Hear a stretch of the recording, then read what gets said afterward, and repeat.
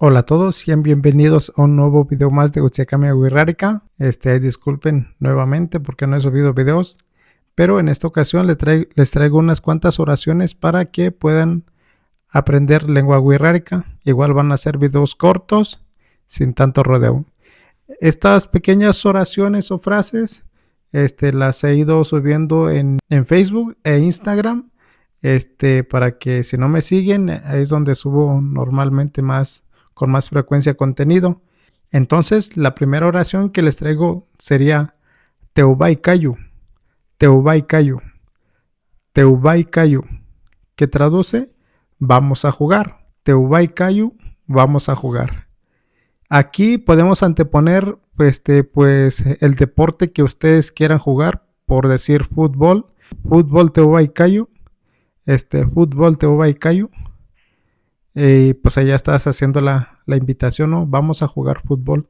Igual básquetbol, béisbol, voleibol.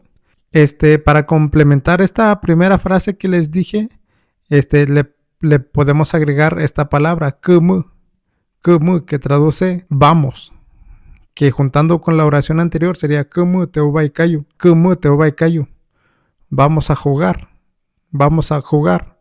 Como ven, pues es la misma traducción, nomás si ustedes lo llegan a escuchar de las dos maneras, es que se refiere a lo mismo.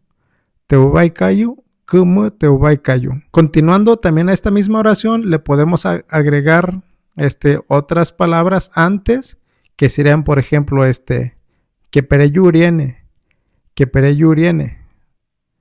que traduce qué estás haciendo, qué haces, que pereyuriene.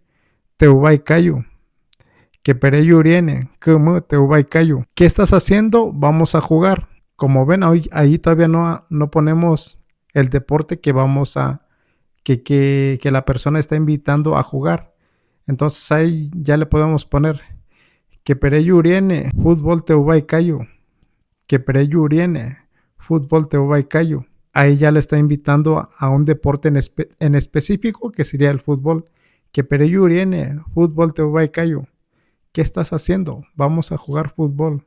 Igual nomás ahí pueden poner pues el deporte que ustedes deseen. Y pues sin más, pues ahí tienen unas pequeñas palabras, frases para aprender lengua wixárika. Un saludo y nos vemos en un siguiente video. Esperemos que sea pronto. Saludos.